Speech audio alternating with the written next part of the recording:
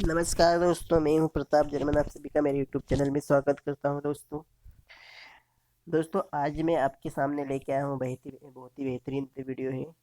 जो कि जो भी कैंडिडेट एसएससी जेई सब इंजीनियर राजस्थान जेई की अगर तैयारी कर रहे हैं तो उसके लिए ये वीडियो बहुत ही बेहतरीन साबित होगा।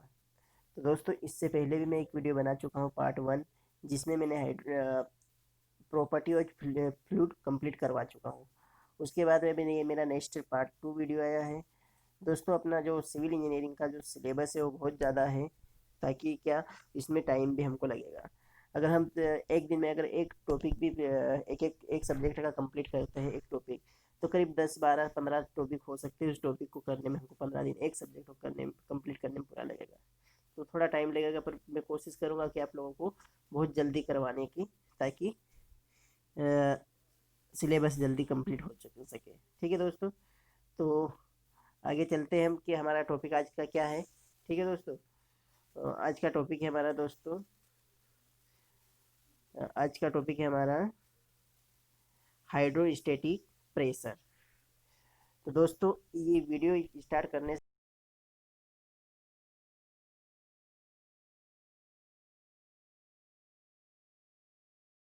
दोस्तों के साथ लाइक करें अपन, और सब्सक्राइब जरूर करें, ताकि मेरे इस तरह के वीडियो आते रहेंगे। कंटिन्यूस में डालता रहूँगा ताकि आप लोगों को नोटिफिकेशन मिल सके। सब्सक्राइब कर लिया हो तो आप लोग सब्सक्राइब के साथ में एक बेल आइकन भी है, उसको भी आप ऑन कर लीजिए, ताकि आपको नोटिफिकेशन मिल सके। ठीक है दोस्तों, तो चलते हैं आज के टॉपिक की ओर कि हमारा क्या टॉपिक है आज का मेन टॉपिक, हाइड्रोस्टेटिक प्रेशर। तो दोस्तों ये जो आज मैं आपको पढ़ा रहा हूँ ऑडियो के रूप में वीडियो के रूप में, दोनों में आप यूज़ कर सकते हैं। तो इसमें मैं वन लाइनर पढ़ा रहा हूँ। वन लाइनर में आपको ये टॉपिक कहीं पे भी किसी बुक में नहीं मिलेगा। आप अगर इस मेरे यूट्यूब चैनल से पढ़ रहे हो तो आपको बहुत बेहतरीन प्लेटफॉर्म मिला है। तो दोस्तों इस वीडियो को लाइक करें। ठीक है दोस्तों, तो चलते हैं आज के टॉपिक की और आज हाइड्रोस्टेटिक प्रेशर किसी सतह पर तरल द्वारा लगाया गया कुल बल उस तरल या फ्लूइड का सतह पर संपूर्ण दाब कहलाता है, टोटल प्रेशर कहलाता है। मतलब किसी भी सतह पर तरल द्वारा लगाया गया, मतलब किसी भी लिक्विड द्वारा लगाया गया फोर्स, वो हमारा टोटल प्रेशर कहलाता है। दाब या दाब तीव्रता P बराबर P डिवाइड बाई ए, इसको हम न्यूटन, इसको हम क्या प्रेशर इंटेंसिटी भी कहते हैं, जिसकी P क्या होता है हमारा प्रेशर, और कैपिटल P होता है हमारा प्रेशर बटे एरिया। तो जो हमारा फोर्स होता है P फोर्स होता है। इसकी यूनिट है हमारे पास इंटेंसिटी या प्रेशर की न्यूटन पर M M square, metre square M M square, जो भी बोल सकते हैं। या हम इससे पास्कल से भी, पास्कल और न्यूटन पर मीटर स्क्वायर इक्वल टू होते हैं, ये ध्यान रखना कभी भी। द्रव्य में किसी बिंदु पर दाब तीव्रता उस बिंदु की द्रव तल से गहराई के समानुपाती होती है। द्रव्य के किसी बिंदु पर दाब तीव्रता उसके द्रव तल से गहराई के समानुपाती होता है। पी बराबर रो जी एच होता है। यहाँ पे रो हमारा डेंसिटी होती है, जी हमारा ग्रेविटी होता है, और एच हमारा क्या होता है, हाइट होती है। तो रो जी इक्वल टू क्या होता है, डब्ल्यू होता है, स्मॉल डी, यूनिट वेट भी बोलेंगे हम इसे। तो पी समानुपाती होता है एच के। जब द्रव्य विरामावस्था से होता है, तब किसी सतह पर द्रव्य के कारण दाब उस सतह के लंबरूप परपेंडिकुलर ही कार्य करता है। किसी स्थान पर द्रव्य का दाब शीर्ष उस स्थान पर दाब तीव्रता को उस द्रव्य के घनत्व तथा गुरुत्व त्वरण के गुणन से भाग देकर प्राप्त किया जा सकता है। दाब शीर्ष दाब शीर्ष हेड, प्रेशर हेड, एच बराबर होता है पी डिवाइड बाई रो जी। तो रो जी इक्वल टू होता है, तो आप लोगों को बताया मैंने कि रो जी बराबर होता है डब्ल्यू, यूनिट वेट होता है हमारा। पास्कल का नेम क्या कहता है, पास्कल लॉ के अनुसार कोई भी तरल विराम अवस्था के सभी दिशाओं में समान प्रेशर लगाता है। पास्कल का लॉ समझ में आ गया होगा, कोई समताप लगाता है। पहले द्रव का तथा पहले द्रव का दाब शीर्ष, दूसरे द्रव का भार अपेक्षित भार, और दूसरे द्रव का दाब शीर्ष। इसको W1 WH1 भी बोल सकते, equal to W2 WH1 H2 बोल सकते हैं। पहले द्रव का अपेक्षित घनत्व पहले द्रव का दाब शीर्ष बराबर होता है दूसरे द्रव का अपेक्षित घनत्व दूसरे द्रव का दाब शीर्ष। इसको हम इस दूसरी कंडीशन में भी लिख सकते हैं कि पहले द्रव्य का घनत्व मल्टीप्लिकेशन पहले द्रव्य का दाब से, दूसरे द्रव्य का घनत्व मल्टीप्लिकेशन दूसरे दाब शीर्ष से। तो ρ1 H1 और ρ2 H2। अगर इसका मेन पॉइंट की बात किया जाए तो मतलब ये तथ्य याद रखने योग्य तथ्य है। हाइड्रोजन बैलून आसानी से उठा पाएगा ढीले ढंग से पैक किए गए पंखों का 1 किलोग्राम, ढीले ढंग से पैक किए गए 1 किलोग्राम के। कोई प्लावमान वस्तु अस्थायी संतुलन अनस्टेबल इक्विलिब्रियम की अवस्था में होगी यदि वस्तु का गुरुत्व केंद्र सेंटर ऑफ ग्रेविटी हो। ये होता है मेटा सेंटर से ऊपर। ये क्वेश्चन आते रहते दोस्तों, इनको आप ध्यान से सुने, ध्यान से देखिए। संतुलन की अवस्था में द्रव्य नहीं सह सकता है कर्तन प्रतिबल। किसी उत्प्लावन वस्तु की स्थिरता निर्भर करती है उसके उत्प्लावन केंद्र का ऊंचाई पर, मेटासेंट्रिक हाइट पर डिपेंड करता है कोई सा भी उत्प्लावन वस्तु की स्थिरता। बाउंड फोर्स का क्षैतिज घटक होता है 0। उत्प्लावकता निर्भर करता है विस्थापित द्रव्य के द्रव्यमान पर। पानी में से भरी हुई एक टंकी में बने छिद्र का से निकल रहे पानी का वेग समानुपाती होता है √h के बराबर होता है। दाब केंद्र सेंटर ऑफ प्रेशर कार्य करते ही डूबी सतह के गुरुत्व केंद्र से नीचे द्रव्य से पूर्ण भरे हुए एक बंद बेलनाकार पात्र के शीर्ष पर कुल दाब समानुपाती होता है R4 के। ठीक है दोस्तों, उसके बाद चलते आगे नेक्स्ट। किसी भी सतह पर दाब केंद्र वह बिंदु जिसमें से होकर सतह पर परिणामी दाब संपूर्ण दाब लगता है। संपूर्ण दाब क्या होता है? P बराबर ρg x है, या इसको हम W ρg बराबर होता है W, तो W x भी पढ़ सकते हैं। दाब तीव्रता गहराई के साथ बढ़ती है, इसलिए दाब केंद्र की स्थिति सदैव गुरुत्व केंद्र के नीचे ही रहती है। किसी सतह का गुरुत्व केंद्र सतह पर वह बिंदु है जिसमें होकर उसका कुल भार कार्य करता है। यदि सतह क्षैतिज स्थिति में डूबी है तो सतह पर प्रत्येक बिंदु की गहराई समान होगी।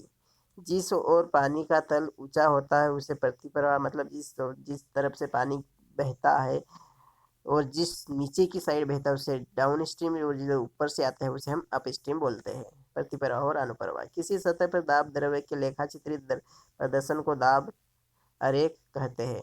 Pressure diagram. दाब केंद्र H इक्वल टू, दाब केंद्र मतलब किस प्रेशर सेंटर क्या कहता है, H बार बराबर होता है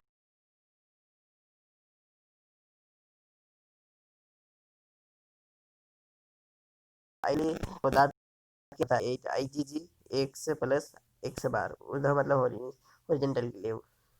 किसी H ऊर्ध्वाधर ऊंचाई की सतह पर दाब आधार से कितनी ऊंचाई पर कार्य करता है, H/3 पे काम करता है। जब द्रव्य में तैरते हुए किसी पिंड को थोड़ा सा स्थापित कर दिया जाए तो वह दोलन करेगा अबाउट मेटासेंट्रिक, प्लावन केंद्र के परिधि। किसी लॉक गेट के दोनों दरवाजों के बीच प्रतिक्रिया का मान होगा P/2 साइन अल्फा। उत्प्लवकता का सिद्धांत थ्योरी ऑफ बाउंसी के अनुसार तरल के आंशिक या पूर्ण डूबे हुए पिंड को ऊपर उठाने वाले बल के बराबर होता है पिंड पर द्वारा बल विस्थापित तरल डिस्प्लेस्ड फ्लूइड का भार।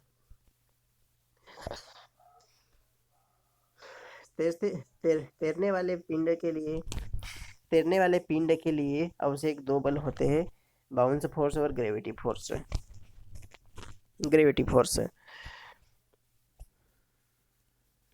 किसी सतह पर संपूर्ण दाब या परिणामी बल इस सतह के क्षेत्रफल के और औसत दाब तीव्रता की गुणवत्ता के बराबर होगा। दाब पर संपूर्ण दाब P बराबर ρgh का स्क्वायर डिवाइड बाई 2 बराबर, इसको हम ये भी लिख सकते हैं कि WH का स्क्वायर डिवाइड बाई 2। बांध पर संपूर्ण दाब तथा स्वयं के बाहर का परिणामी R बराबर √P का स्क्वायर प्लस W का स्क्वायर बराबर परिणामी R का ऊर्ध्वाधर से ढाल tan theta P divide by W।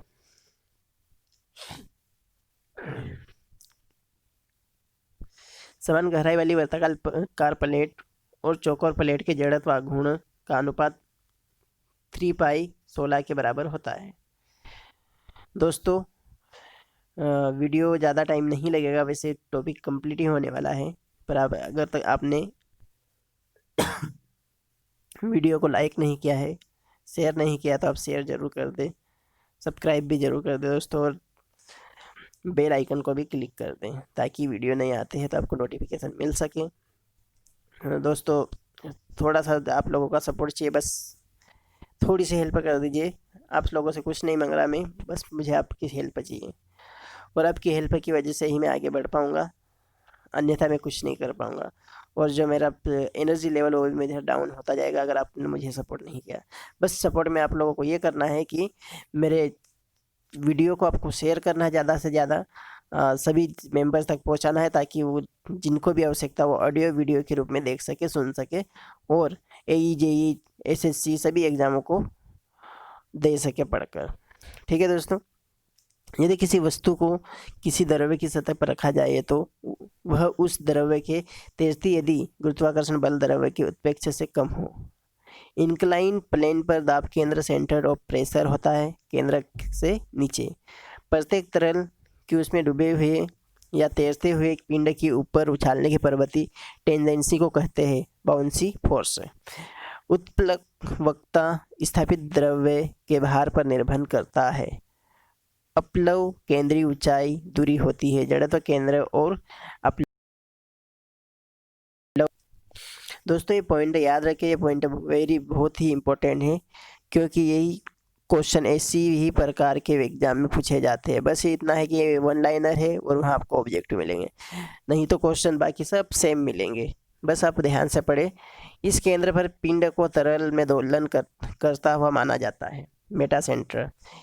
जब किसी ऊर्ध्वाधर दीवार में दोनों ओर द्रव्य द्वारा बंद दाब लग रहा है तो परिणामी दाब रिजल्टेंट प्रेशर होता होगा इन दोनों दाबों के डिफरेंस के आयताकार के। किसी तेजती हुई वस्तु के उत्प्लव केंद्र ऊंचाई होती है गुरुत्व केंद्र उत्प्लव केंद्र के बीच की दूरी। डूबे हुए पिंड द्वारा विस्थापित द्रव्य के आयतन के गुरुत्व केंद्र को कहते हैं मेटा सेंटर। किसी द्रव्य में डूबी हुई किसी वस्तु का अपरूपण बल शेयर फोर्स का स्पर्श बल कहलाता है, सतह कर्ष सरफेस ड्रैग। यदि कोई धातु किसी तरल में तैर रही है और धातु तरल का विशिष्ट गुरुत्व समान हो तो धातु की ऊपरी सतह तरल की ऊंचाई सतह में मिली हुई अर्थात पूर्ण डूबी हुई तैरती है। डूबा हुआ पिंड उदासीन संतुलन न्यूट्रल इक्विलिब्रियम में होगा यदि इसका गुरुत्व केंद्र हो उत्प्लावन केंद्र से मिला हुआ। समुद्री जहाज़ों की अपलव केंद्रिका ऊंचाई आमतौर पर होती है 30 सेंटीमीटर 7.2 मीटर तक। तैरते हुए पिंड का स्थायी स्टेबिलिटी निर्भर करता है अपलावक केंद्र ऊंचाई पर। किसी तैरती हुई वस्तु का उपलवक केंद्र व गुरुत्व केंद्र एक बिंदु पर होने पर वस्तु होगी उदासीन संतुलन अवस्था में। यदि बाढ़ के दिनों में घर में पानी भर जाए तो वहाँ लकड़ी की रखी मेज पानी में तैरेगी। मेज के जो पैर रहेंगे वो ऊपर की ओर रहेंगे और जो बोर्ड रहता है वो नीचे की साइड रहेगा। प्लास्टिक की बनी एक छोटी नाव जिसमें इस्पात की छड़ के टुकड़े रखे हो गए हैं एक बाथ टब में तैर रही है। यदि नाव में लदी सामग्री पानी में डाल दी जाए जिसमें नाव खाली होकर तैरे तो टब के पानी का स्तर क्या होगा, कमी होगी। ठीक है दोस्तों, चलते हैं नेक्स्ट पेज की ओर। पानी में लड़ाकू जहाज़ों का उत्प्लवन केंद्र की ऊंचाई होती है 1 से 1.5 मीटर। बायोंसी निर्भर करता है विस्थापित द्रव्य की सतह पर मास ऑफ डिस्प्लेस्ड लिक्विड पर। यदि किसी द्रव्य के उत्प्लावन की क्रिया वस्तु में अंतःकणिक विस्थापित लाए जाने की पर वस्तु अपनी प्रारंभिक स्थिति में वापसी चली जाती है तो उस वस्तु को कहा जाता है स्थायी साम्यावस्था। उत्प्लावन बल बाउंसी फोर्स डूबे हुए पिंड पर उसके आसपास के तरल का लगने वाला परिणामी बल। समस्त अभिलंब दाबों का परिणामी कार्य करता है ऊर्ध्वाधर ऊपर की ओर। एक पानी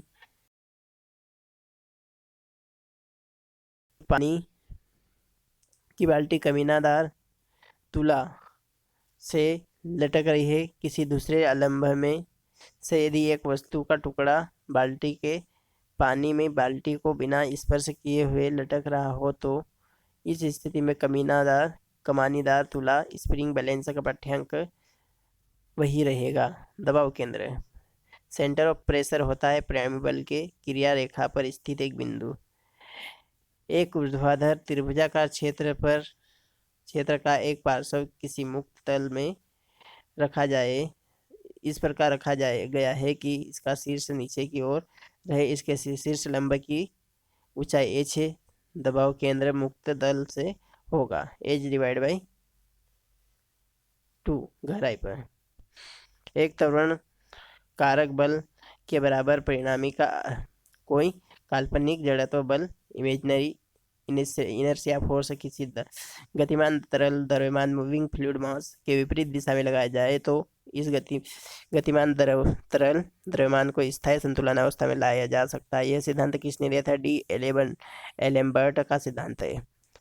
उत्प्लावन केंद्र सेंटर ऑफ बाउंसी होता है तरल के विस्थापित आयतन के केंद्रक का। एक घन मीटर पानी होता है 1000 लीटर। किसी पिंड का वह केंद्र जिस पर बाउंसी फॉल फोर्स कार्य करता है सेंटर ऑफ बाउंसी। 1 लीटर पानी आयतन घेरता है 1000 सेंटीमीटर क्यूब। किसी पाइप में से प्रवाहित होने वाले द्रव का वेग वेलोसिटी होता है केंद्र पर अधिकतम तथा दीवार के समीप न्यूनतम। यदि किसी मेज को किसी पानी में कुंड में डाल दे तो मेज के ऊपर की ओर होंगे। उत्प्लव केंद्र ऊंचाई मेटासेंट्रिक हाइट ज्ञात करने के सूत्र होता है m इंटू डी।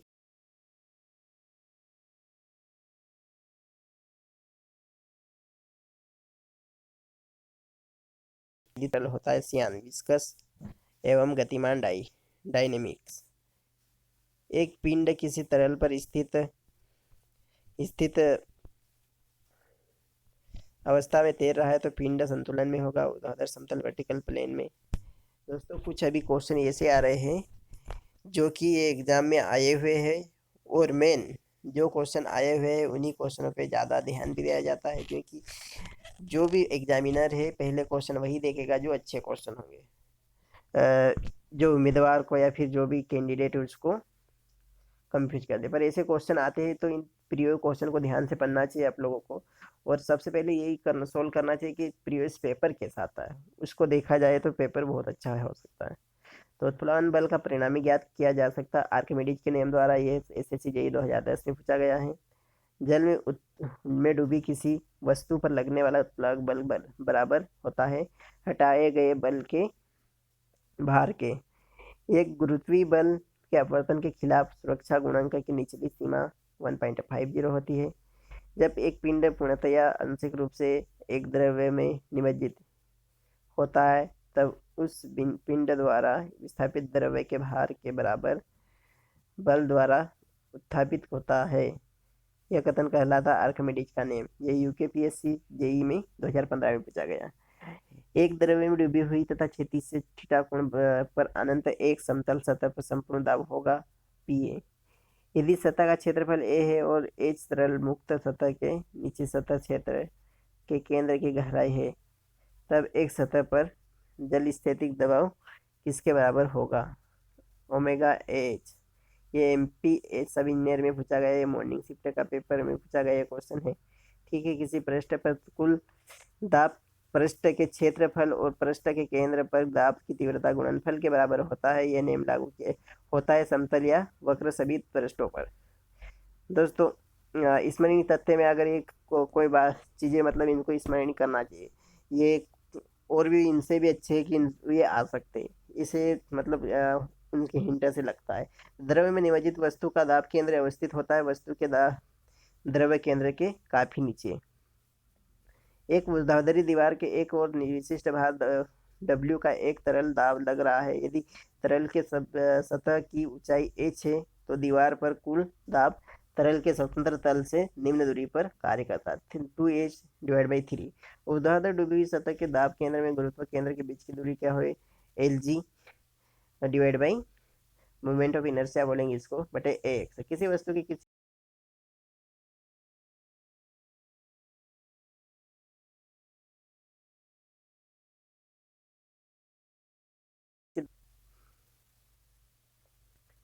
ठीक है दोस्तों, हमारा टॉपिक खत्म होने वाला है। वैसे किसी भारत स्थित बांध में स्थिरता उत्पन्न करने वाला बल है